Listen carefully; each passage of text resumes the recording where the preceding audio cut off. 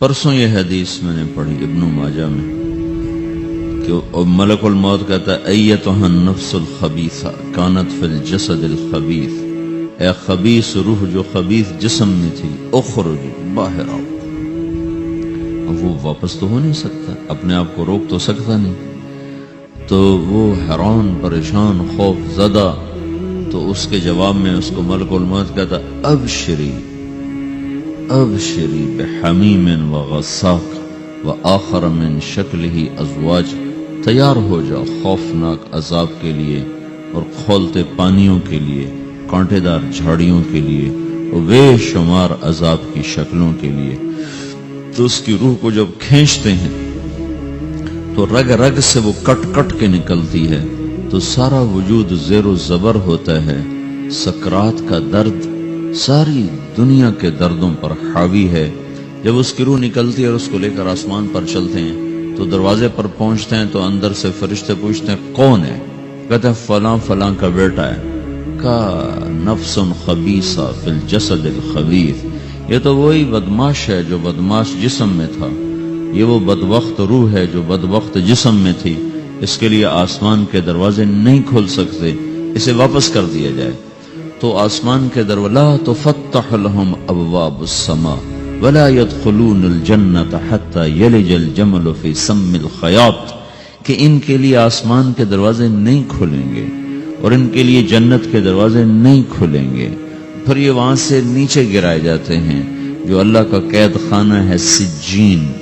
وما ادراک ما سجین کتاب مرقوم، وہ تمہیں خبر نہیں کہ وہ کیا خوفناک قید خانہ ہے جو اللہ تعالیٰ نے بنایا ہے، اسے وہاں دھکیل دیا جاتا ہے۔ پھر قیامت تک اس کے لیے انتظار کی گھڑیاں ہیں اور عذاب کی شدت ہے۔ اور جب کوئی نیک آدمی اللہ تعالیٰ کے دربار میں جانے کا اس کا وقت آتا ہے تو اللہ تبارک و تعالیٰ فرماتے ہیں ان الذین قالوا ربنا اللہ ثم استقاموا تتنزل علیہم الملائکۃ الا تخافوا ولا تحزنوا وابشروا بالجنۃ التي کنتم توعدون نحن اولیاؤکم فی الحیاۃ الدنیا وفی الآخرہ ولکم فیہا ما تشتہی انفسکم ولکم فیہا ما تدعون نزل من غفور الرحیم۔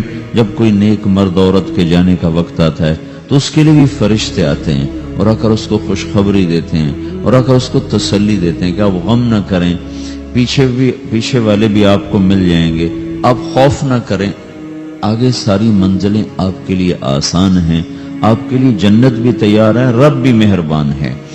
اور حدیث پاک میں آتا ہے کہ ملک الموت اور 4 فرشتے آتے ہیں، وہ 4 فرشتے اس کو سہلاتے ہیں، دباتے ہیں کہ موت کا درد اسے محسوس نہ ہو، اور ملک الموت فرماتے ہیں ایتھا النفس الحمیدہ کانت فی الجسد الحمید اخرجی، اے نیک روح جو نیک جسم میں تھی باہر آؤ۔ کیا کرو؟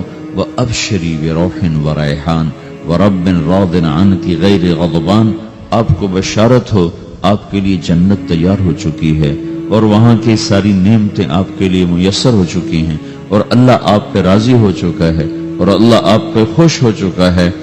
اس پر اس کی روح کو نکالا جاتا ہے، پھر سارے فرشتے اس کو استقبال کے ساتھ جو آسمان پر لے جاتے ہیں تو اندر سے پوچھتے ہیں کون ہے؟ کہ فلاں فلاں کا بیٹا، فلاں فلاں کی بیٹی۔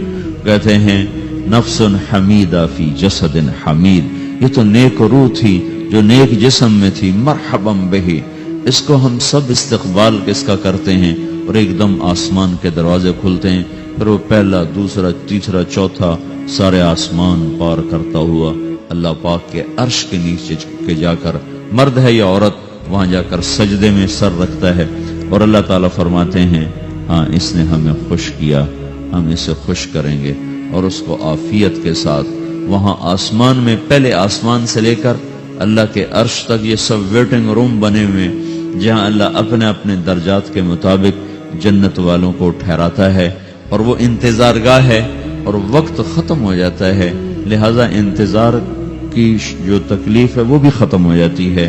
وقت ختم تو انتظار کا احساس ختم اور ٹائم کے گزرنے کا احساس ختم۔ تو جیسے اصحاب کہف کو اللہ نے غار میں داخل کر کے تو غار کے اندر سے وقت کو نکال کے باہر پھینک دیا، باہر 300 سال گزرے، اندر آدھا ہی دن گزرا تھا۔ وہ جب اٹھے ہیں تو وہ 25 برس کا نوجوان 325 سال کا ہو کے نہیں اٹھا، وہ 25 سال کی عمر میں اٹھا ہے۔ نہ ناخن بڑا ہے، نہ مونچھیں بڑی ہیں، نہ ان کی داڑیاں لمبی ہوئی ہیں، چونکہ تو زندہ تھے، مر نہیں گئے تھے۔ تو زندہ کے تو بال بھی بڑھتے ہیں، ناخن بھی بڑھتے ہیں، لیکن وہ اس طرح اٹھے کہ 300 برس گزر گئے اور 25 برس کا نوجوان 25 سال کی عمر میں اٹھا ہے، 20 برس کا 20 برس کی عمر میں اٹھا ہے۔ اور وہ کہنے لگے کم لبثنا، بھئی کتنا ٹھہرے ہیں، کہ یومن او بعض یومن، لگتا ہے کوئی دن آدھا دن ٹھہرے ہیں۔ وہ صحیح کہہ رہے تھے۔ باہر اللہ تعالیٰ نے وقت کی گھڑی کو چلائے رکھا اور اندر غار میں اس کو سوئچ آف کر دیا، نکال دیا، یہاں وقت کو داخل نہیں ہونے دیا۔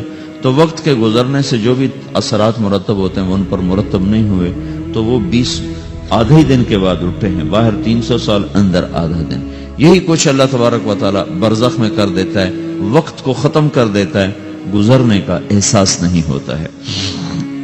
تو اس طرح میرے عزیزو، یہ دو موتیں ہر انسان دیکھتا ہے، یا وہ جنت کے فرشتوں کا استقبال دیکھتا ہے، یا جہنم کے فرشتوں کی مار اور پٹائی کو سہتا ہے۔ رابعہ بصری رحمت اللہ علیہ کا انتقال ہونے لگا تو انہوں نے رات کو فوت ہوئی، تو انہوں نے اپنی خادمہ کو بلا کے فرمایا کہ کسی کو بتانا نہیں، جب میں مر جاؤں تو پڑوس میں 2-4 کو بلا کر نا میرا جنازہ پڑھوا دینا، اور جس کرتے میں تہجد پڑھتی تھی وہی میرا کفن بنا دینا، اور صبح بے شک لوگوں کو بتا دینا، میرے مرنے کے بعد میری میت کو رکھنا نہیں، فوراً دبا دینا۔ تو جب ان کا انتقال ہوا تو انہوں نے پڑوس کے 2-4-10-20 آدمی بلائے اور ان کو تدفین تجہیز سب کچھ ہو گئی۔ صبح شور مچا کہ وہ رابعہ بصری کا انتقال ہو گیا۔ تو اگلے دن وہ خواب میں اس خادمہ کو ملی اور کہا بیٹی تیری بڑی مہربانی، تو نے میری وصیت کے مطابق عمل کیا۔ اس نے دیکھا کہ انہوں نے ایک خوبصورت سبز لباس پہنا ہوا ہے، تو وہ فرمانے لگی، انہوں نے سوال کیا کہ آپ کے ساتھ قبر میں کیا ہوا؟ تو وہ کہنے لگی کہ میرے پاس منکر نکیر آئے تھے اور مجھ سے کہنے لگے من رب کی، تیرا رب کون ہے؟ تو میں نے کہا سبحان اللہ، 40 برس جس کو میں نہ بھلا سکی اس کو 4 ہاتھ زمین میں آ کے میں بھول جاؤں گی۔ ان کا 42 برس کی عمر میں انتقال ہوا تھا۔ تو وہ کہنے لگے سبحان اللہ، جس کو میں 40 برس نہ بھولا سکی میں اسے 4 ہاتھ زمین کے اندر آ کے بھول جاؤں گی۔ تو منکر نکیر کہنے لگے اس کا کیا حساب لینا؟ پھر انہوں نے پوچھا کہ وہ آپ کا وہ کرتا کہاں گیا تہجد والا جس میں آپ کو کفن دیا تھا؟ کہ وہ اللہ نے مجھ سے لے لیا ہے اور میرے اعمال کے خزانے میں رکھ دیا ہے، قیامت کے دن میرا وہ کرتا بھی میرے ترازو میں تولا جائے گا، اور مجھے یہ لباس پہنایا ہے جو جنت کا لباس ہے۔ یہ بھی ایک موت ہے۔ اس طرح بھی لوگ مرتے ہیں۔ اور دوسری بھی ایک موت ہے، ہمارے علاقے کی بتا رہا ہوں، اپنے علاقے کی۔ ایک ذمہ دار مر گیا، اس کی قبر کھودی، ساری بچھوؤں سے بھری ہوئی، ایسے جیسے چیونٹیاں پھر رہی ہوتی، تو انہیں وہ بند کر کے دوسری کھودی، ساری بچھوؤں سے بھری ہوئی، پھر وہ بند کر کے تیسری کھودی، ساری بچھوؤں سے بھری ہوئی۔ قبرستان میں اتنے بچھو کہاں سے آ گئے؟ یہ زمین کے بچھو نہیں ہے، یہ آخرت کی بلائیں ہیں جس کے ساتھ اب اسے قیامت تک رہنا ہے اور گزارا کرنا ہے۔ تو یہ 2 طرح کی موتیں روزانہ لوگ مرتے ہیں، روزانہ لوگ مرتے ہیں۔ جب نماز کا وقت ہوتا ہے ملک الموت ساری دنیا کا چکر لگاتا ہے اور دیکھتا ہے کون پڑھ رہا ہے کون نہیں پڑھ رہا، کون پڑھ رہا ہے کون نہیں پڑھ رہا۔ جو نماز کی پابندی کرتا ہے اس کی موت آسانی سے ہوتی ہے، جو نماز میں غفلت کرتا ہے اس کے ساتھ موت کے وقت شدت اور سختی اختیار کی جاتی۔ تو بھائیو، یہ ایک جسم ہے، ایک روح ہے۔ روح باقی رہنے والی چیز ہے، جسم مٹ جاتا ہے، پھر اللہ سے قیامت کے دن نیا جسم عطا فرمائے گا، ایک نیا جسم دیا جائے گا۔ روح وہی ہے جو اللہ کے خزانوں میں جمع ہو جاتی ہے۔ نافرمان کی سیاہ کالی روح ہوتی ہے، فرما بردار کی روشن چمکدار روح ہوتی ہے۔ تو اللہ نے کچھ تقاضے جسم کے رکھے ہیں اور کچھ روح کے رکھے ہیں۔ جسم کے تقاضے پورے نہ کرو تو یہ پریشان ہو جاتا ہے، روح کے تقاضے پورے نہ کرو تو یہ پریشان ہو جاتی۔ روح کی پریشانی جسم سے زیادہ ہے، چونکہ روح کی طاقت جسم سے زیادہ ہے۔ جسم مٹی سے بنا ہے، اس کی غذا بھی مٹی سے نکلتی ہے۔ روح آسمان سے ہے، اس کی غذا بھی آسمان سے ہے۔ روح کا تعلق جب تک اللہ سے نہیں جڑتا، اس بھوک اور پیاس لگتی رہتی ہے. جسم کو جب تک روٹی اور پانی نہ ملے یہ تڑپتا اور پریشان رہتا ہے.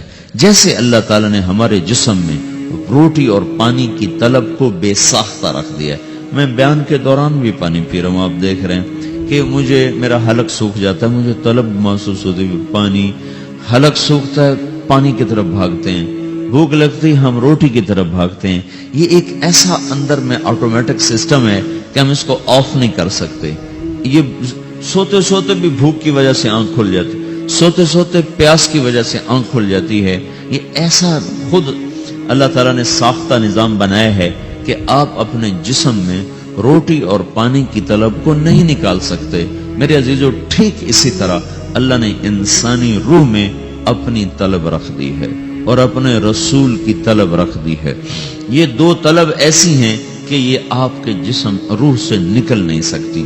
جیسے بھوکا روٹی نہ کھا لے، پیاسا پانی نہ پی لے، اسے چین نہیں آ سکتا.